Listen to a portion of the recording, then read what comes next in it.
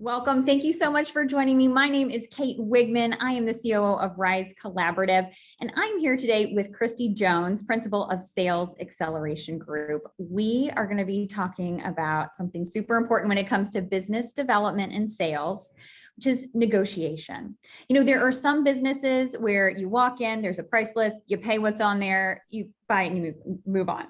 For many, many of us, especially members here at Rise and the Rise community, the price is kind of the starting point. And even getting to that price, you know, in the years and years that I've been involved with the Rise community, getting to know our Rise members, even just knowing where to get started, there's some discomfort, you know, how to price your products and your services, the strategy that goes into having those negotiations. It can be a little bit uncomfortable. It can be complicated to navigate, and it's really important to have a strategy. There is truly no one in this community that I think is better for us to be sitting down and talking with about this than Kristie. As I said, she is the principal of Sales Acceleration Group. She is a sales and business closing the deal expert. And I'm super excited to be sitting down with her today. Kristie, thank you for joining me. Kate, thanks so much for the opportunity. This is a passion topic of mine. Oh, well, I love it. Well, so let's get down to the root of it. As I said, it can be a really uncomfortable thing when it comes to pricing and negotiating. Let's get down to the root of it. Where does that comfort come for a lot of us? I think that's imposter syndrome, Kate. I mean, the fact of the matter is, again, you know, in the Rise community, female dominant here, we struggle with this probably more than men, right? This is something that I'm happy when I hear a man say that he understands the concept. that makes me warm and fuzzy. But the bottom line is, I think, you know, we as women have undervalued ourselves, which means we're probably undervaluing what we're offering, our services, our products. And then, so that just leads into pricing strategy, fear, and kind of uncertainty about where to start with that, which then leads into the negotiation problem, right? So I think first and foremost, it was funny. I actually had a call yesterday with a gentleman actually in Romania. I told Kate I'd just gotten back from Romania. I have a client there, and he had seen that I was in the country and is a fractional sales leader for startups in Romania. And he wanted to have a call and just kind of like network and bond. And we were talking yesterday, and he says, you know, and he asked me about pricing my services. The dollar there is a completely different situation. I said I should have bought diamonds while I was there because the dollar goes so far in Romania. But I said to him, I said, you know, it's funny because I said I went back the other day. I was looking for an agreement I'd put together in the first year of business because there were some items out of there I wanted to kind of copy paste into a new agreement. And I about fell out of my chair when I saw what I had priced it. I mean, I was just horrified. I'm like, oh my gosh, like I was so undervaluing myself and my service, you know, back when I first started. And it was funny because I remember saying, well, I've never been a consultant before. I've never done this. And somebody said, but you're teaching people to do what you've been doing for the last 15 years. You've just changed your title. And I think sometimes we forget, right? When if you go into business for yourself, but you've been working for the man, so to speak, that just because you've never done this before doesn't mean you're not the subject matter expert, right? If you were working for a corporation and you were the subject matter expert yesterday, and then today you started your own business, what changed, right? In fact, you probably can charge more, right? You can probably get more money working for yourself than you can working for the corporation. So I think, you know, it starts with understanding, and I try really hard, like I'll give you some pricing strategies here in a bit of time. But one of the best pieces of advice I got from a gentleman actually here in St. Louis, I'll call him out, Mike Weinberg, who has written some fabulous books, but one of them called Sales Simplified. And he has a Sales Management Simplified. And he really mentored me for my first year. And when I kind of pushed back on pricing, and he was like, that's too low. And I was like, but I don't know what I'm doing. And he was like, yes, you do. You just changed your title. I mean, some of this is straight from him. But really, one of the best advices he gave me as a consultant was never, never, never price anything by the hour. Never discuss an hourly rate. It's all a package. It's the outcome, right? If you put in 10 hours or you put in 25 hours, it's the outcome that they're paying for. And so I think that's the other reframing that probably needs to happen. And I know, a lot of the ladies are kind of in the consulting business or in the life coaching business and those type of professions within the Rise community. And the bottom line is it's what will that person walk away from? What will they gain as a result of your knowledge, your product, your service? how will you make them better? How will you make their businesses better, right? And so I think when you start to talk about negotiation and pricing, you really need to start talking about value. And I live in the Midwest, right? So if I had an East Coast client, they'd probably fall out of their chair when even if I like, increased it by 40%, that would probably be a ridiculously low price. So Right. you have to pay attention to where you're at and what you're working with. I work with early stage tech startups, mostly funded. So they have, they've got money, but they're, they have people who are overseeing how they spend it, right? They have a board of directors that they have to answer to. So, I think you've got to take all of those things into account. But I would say, first and foremost, I think you need to start with self-worth, right? And it's not about, how much time you spend or what your cost of goods were. It really is like, how will your product or service make someone feel? How will it make their life better? What kind of value are you bringing to the table? So I think I'd like to just kind of level set our conversation there today. No, I think that that's super smart. And it's true. I mean, I'm just, reflecting and thinking about myself and times I've been in that experience too. And just, there is that imposter syndrome of, oh, well, I've seen how I'm not as good as her. I mean, I know my competitor is pricing that, but I haven't been doing this as long as her. I'm newer to the game.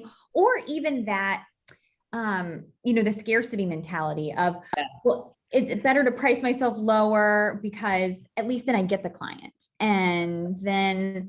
But then is that a problem? Like, is that a dangerous thing to get in, is to undervalue yourself just to close the deal and just to get someone in there? But then maybe are you kind of setting yourself up for, being undervalued and or having trouble raising your prices later then too, once you feel more confident about what your value really is. Yeah, that's a good point. And thank you for mentioning scarcity mentality, because I have this conversation with sales reps all the time. And I say the best antidote to scarcity mentality is a full pipeline. Mm-hmm. You and I talked before we pushed the start button here. The bottom line is I'm always full, right? My book of business is always full. And so I don't have to take clients that I don't want to. I don't have to take clients that can't afford me or don't want to pay, right? And again, because I work with the clients that I do, I try to make some conciliation, and we'll talk about the negotiation piece of that in a minute. But the bottom line is you'll put more likely that you will bid your product or service at the appropriate valued rate if you don't need the business. So, I think the antidote to that scarcity mentality is always be prospecting, right? Always make sure you've got the next gig lined up. Always make sure you have, you're constantly talking to people. I mean, that's one of the things that I have learned. I've learned that lesson the very hard way when, when I'm juggling 5 clients and then all of a sudden 3 of them roll off and I haven't really realized that was coming. Sure. And I haven't spent any time prospecting because I was so busy working. So I think, Kate, we spend a lot of time at the Rise community talking about working in the business versus working on the business. And I think as solopreneurs, particularly, we spend our time working in the business instead of on the business. Right. And so that's how those kind of things happen, right? Yeah. But the best way to make sure that because again, I feel the same way, right? When I need one more client, right? When I got a hole that's been empty for 30 or 40 or 60 days, and I go, oh my gosh, I got a little too much time on my hands. I've got 7 or 10 hours to give a week. I sometimes will think about well, what if I just lowered the price a little bit? I really need to fill that slot. It's very dangerous mentality. And unfortunately, the solution is to make sure that you're not in that position, to make sure that, you've got a full pipeline of prospects, of people that you're talking to. And you never know. I mean, really, you never know when the phone's going to ring, right? So as long as you're continually prospecting, literally 3 weeks ago, I had 3 referrals come my way, all within 18 hours. And, and again, I had been prospecting, but not to these people, right? Sure. But you never know where it's going to come from, but you got to keep putting it out. You got to keep putting it out into the world so that it comes back at you when you need it. But I agree with you. We're more likely to undervalue ourselves, our products, our services when we're scraping for business. Totally. Yes.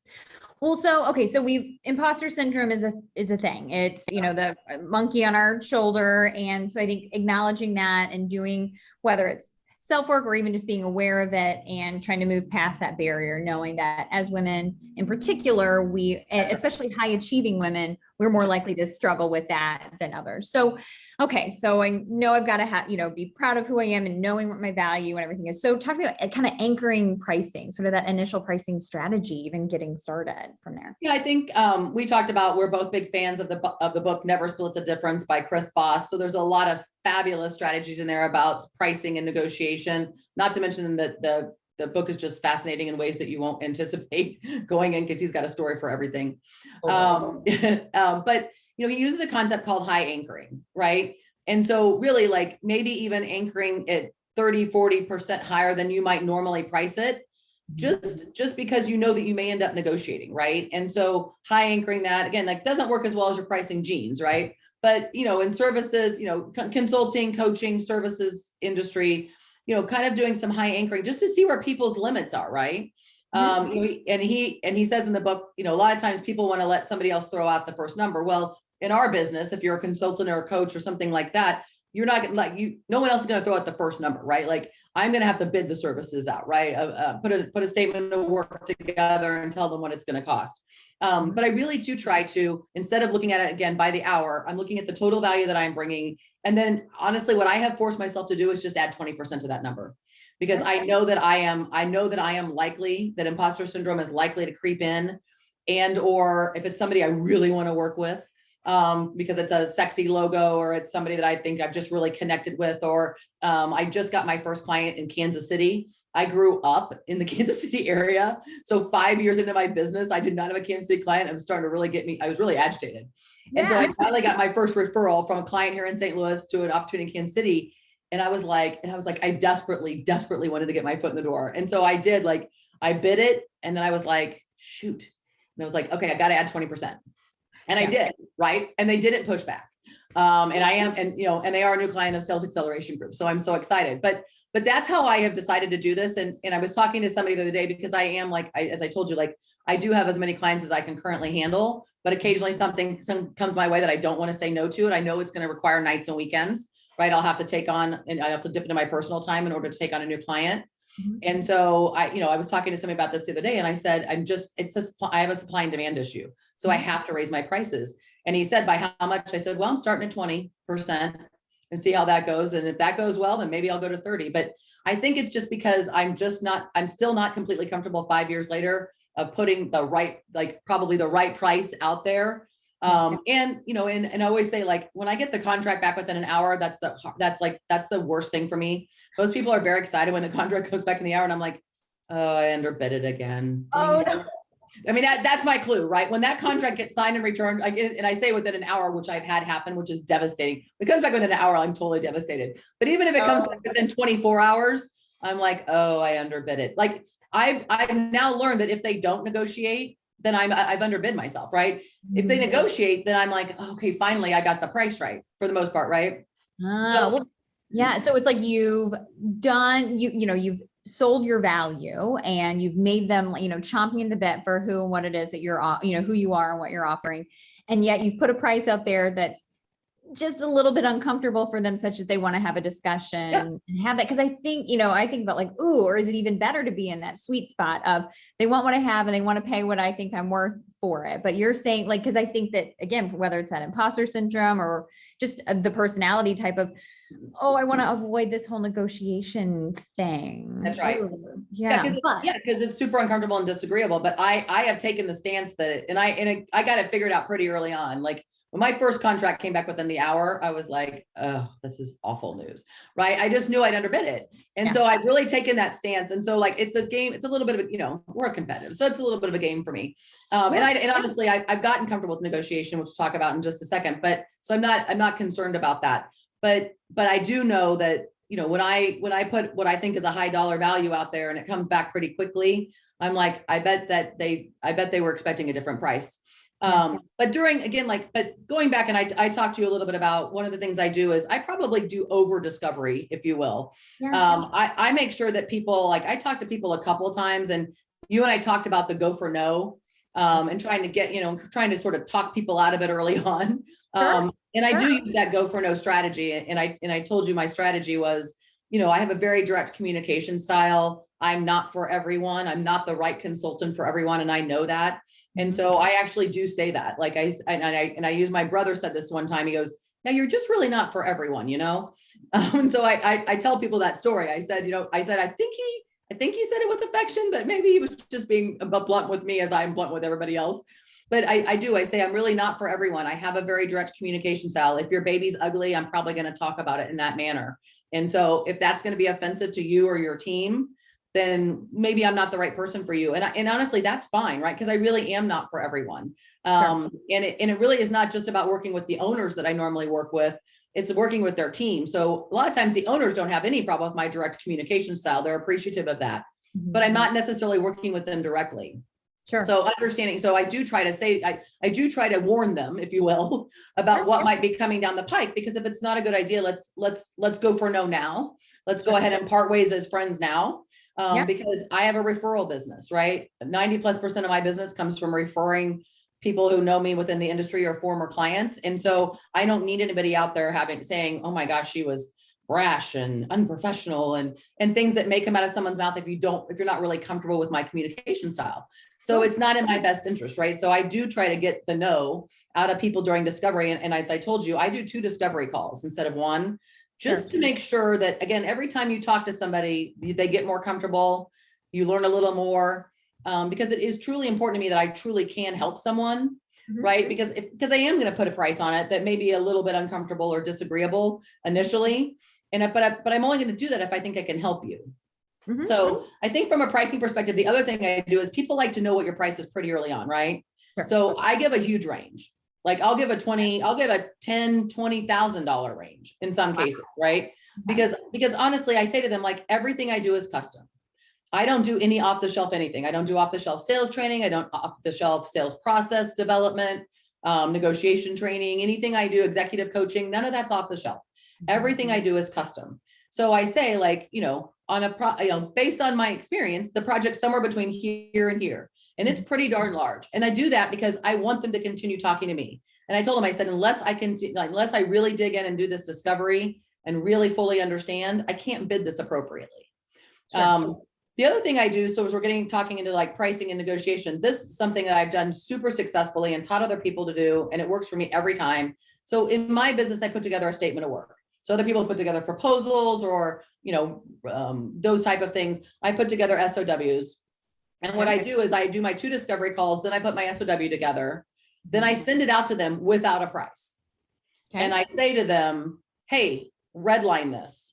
We've all had time to sleep on it. So if there's things on the list that you're like, and I said, I tend to put the kitchen sink in there, right? Okay. Like I may know that you need something that you didn't mention just because this is what I do for a living, right? You didn't mention you needed this, but I think you probably do. But if you think you don't, redline that out. Or if after we've met, you go, oh, I bet she could help us with this too, and add that back in. Okay. So I make them redline my SOW priceless before, not really, like not the MasterCard priceless, but the other priceless. And then they send it back to me, and then I clean it up. I send it back one more time for verification and say, hey, I took all the changes into account. I actually thought about this. I may have added this back in. Okay. And then what do you think? Once I have final approval on the SOW, then and only then do I put the financials to it.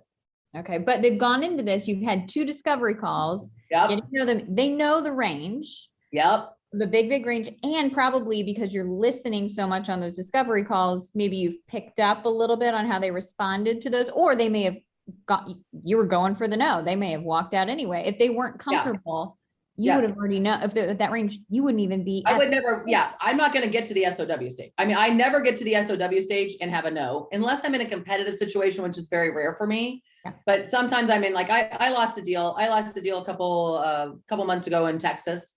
And really it had to do with timing. Like because I was really busy and I had some international travel in there. I told him I couldn't start till mid-August. So I lost that deal from a timing perspective, and that happens too. Sure. But my strategy is to reduce the negotiation situation. The bottom line is we've already agreed to every single thing that you need. And so, like, what I'm trying to do is what typically will happen in some cases is then I used to be, before I did all this, I used to bid it, and then they would come back and they would pull a third of it off. Well, let's just let's take away number 3 and number 7 and number 12. Yeah. And I'm like, Well, and also, like, I can't do that if you take, take it, it's like these things are interconnected. So I love that, getting on the same page. Here's a range that we're all comfortable with. They're sold on you and who you are. You guys feel good about it. You would have gotten to know by now. You're on the same page about the same work, and then you send the number. I think that's brilliant. So then what happens? So they get your number. I very rarely get pushback at that point. Okay. I very rarely, because honestly, and again, it's a strategy, right? Like, I've just given them enough rope to hang themselves.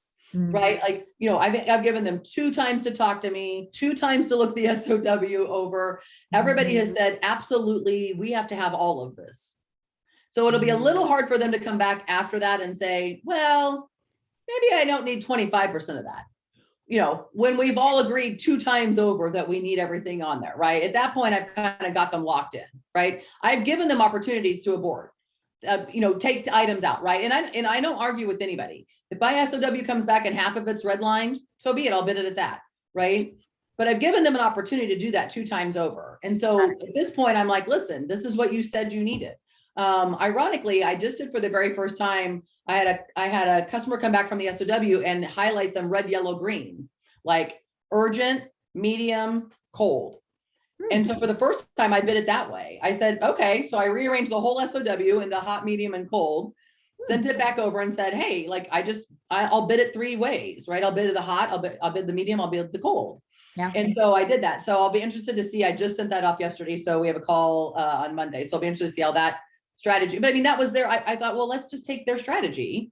You got to be a little flexible in that type of thing. So I think once again, I really think from a pricing perspective, this is what I had to do for me from the imposter syndrome standpoint, is add that 20%. But the other strategy I've done is making sure that we are 100%, like you said, on the same page. I have made sure that I think I know exactly, I put in the time and the energy to make sure that I truly understand their situation and the problems that they have that I can solve. And so it really is going to be, it really is to reduce the friction and to reduce the amount of negotiation that's going to happen at the end. I like that. You mentioned our friend, Chris Voss, and I say friend because I wish he was my friend, or husband. Yes. But his book, he talks about a few different techniques that I think that I'm sure that you use during this process, or depending on the nature of someone else's business, things like mirroring and labeling and things like that. Talk to me about some of those kind of specific techniques, like those from Chris Voss or others that you have found successful. Yeah, that high anchoring came straight out of that Chris Voss book, right? So high anchoring being just setting an almost unrealistic number out there just to see how people react to it. And the bottom line is, I'm going to come under that number, right? So if I anchor that number here, if I anchor that number at, this is a $50,000 project, and then I come in at 37.5, then they'll be like, oh, well, but mentally mentally they were prepared for a number close to 50,000, right? So now when I come in at a different number, it doesn't feel disagreeable. It actually feels like I'm being such a sweet person, right? I'm just the kindest person. I gave them that friends and family discount. The other thing from a number perspective that I also implemented, which I thought was kind of hokey, but I am doing it. He doesn't like any round numbers. So like now my proposals are like $17,655. Yeah. And I mean, if people are like, and it's so funny, no one has said a word. Really? I expected people to say like, well, that was an interesting number. Yeah. No one said anything. So either everyone has read the book, and everybody knows exactly what I'm doing, which is not good, right? But I really did. I took that because in his comment was it psychological, which is I put a lot of thought and energy into coming up with $17,655, right? Because it's such a specific number. So I have taken that technique and absolutely implemented that since I read the book the first time over, and that's been 18 months ago. And and it's worked fine. Sometimes it gets sticky because a lot of times I charge half up front and half at the end of the project. So sometimes like there's a 50 cents in there. People have to write me a check with 50 cents in it. That feels a little awkward, but I'm like, it is what it is. Yeah. That's interesting because then it gets that more custom feel that it's like, this is a price for you. And it's psychological as opposed to, oh, well, this package deal is 17.5. Yeah. Like 17.66. It's like, because that $75 really doesn't make a big difference at the end of the day. Right. So that's interesting. Very cool. I like that one. Yeah. Yeah.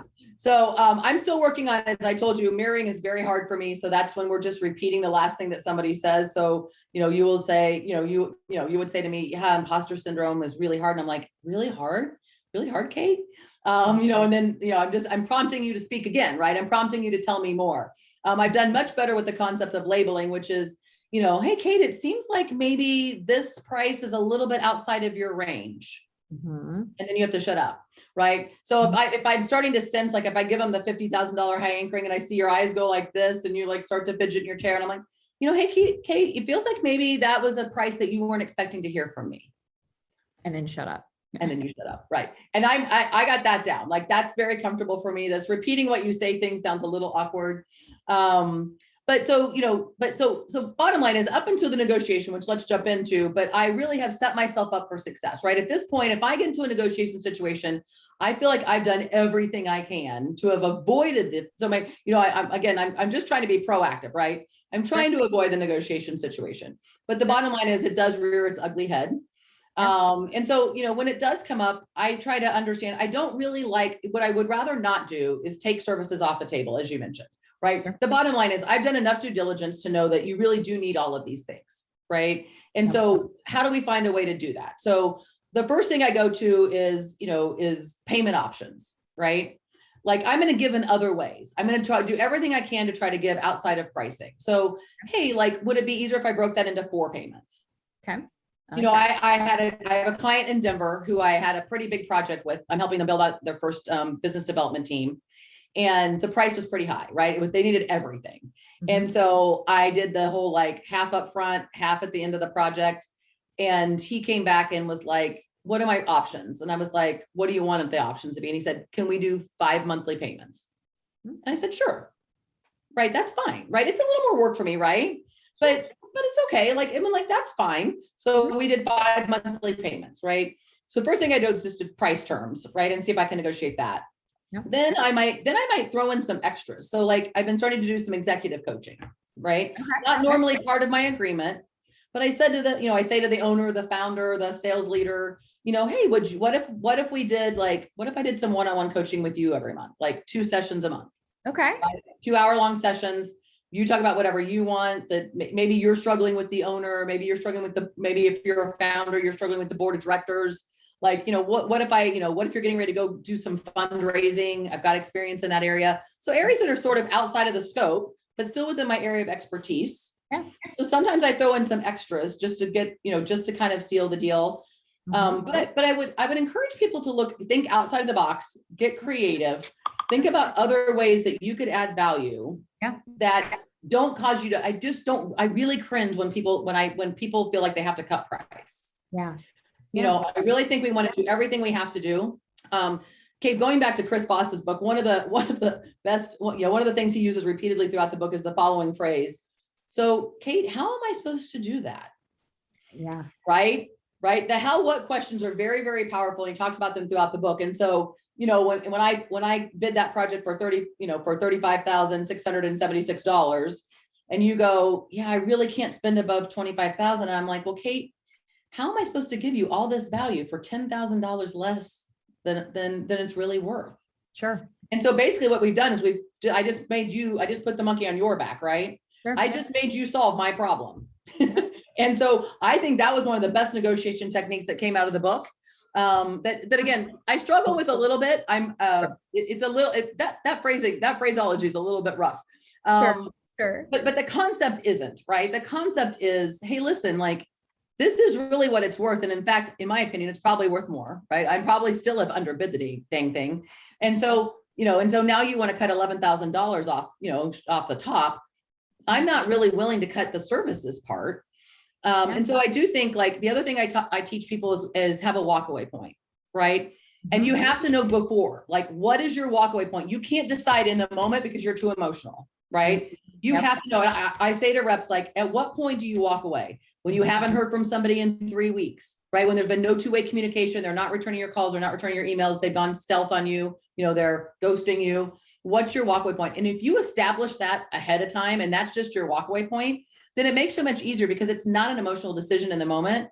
This is my process, right? So, I teach process a lot, right? I spend a lot of time teaching sales process, sales strategy. Yeah. And I say, like, what is your walkaway strategy? What's your walkaway process? Because if you have a process and you're like, this is just how I do business, then it doesn't seem personal and you just walk away. Yep. Yeah. So I think that the other thing I would leave people with is, what's your walkaway point? when they're asking you to devalue yourself or your service or your product, you know, or it's just not a good fit for you. Like, it's okay. Like taking a bad fit client is way, like, and Chris says this, though, like, you know, any deal is better than no deal, right? So like there have to be, you know, whatever, but you have to have a walkway point, and, you know, and knowing what that is ahead of time, and it's consistent throughout every situation, then it's not personal. It's not personal. And it's not personal. I'm not walking away from you. I would walk away from any situation like this. It's about the situation, not about the person. That's smart. And I think it's so easy, as you said, to get so emotionally invested. It's your work, it's your time, it's a relationship. You've built a relationship with all these discovery calls, the referrals, everything goes in. It's hard to take the emotion out. So I think that's an awesome, and also a great place to stop at too.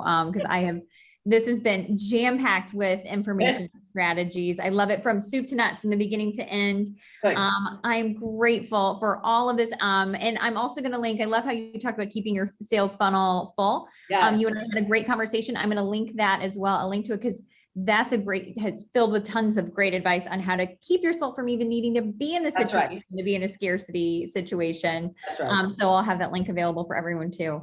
Kristie, thank you so much. This was so much fun. And I can't wait to hear from everybody when they start putting these tactics into place. And also have all of Kristie's contact information. She's filled with all of this information you've seen and so much more, and is willing to share. So thank you, Kristie, for being here. Thank and you. Thanks everyone for joining us. Thanks.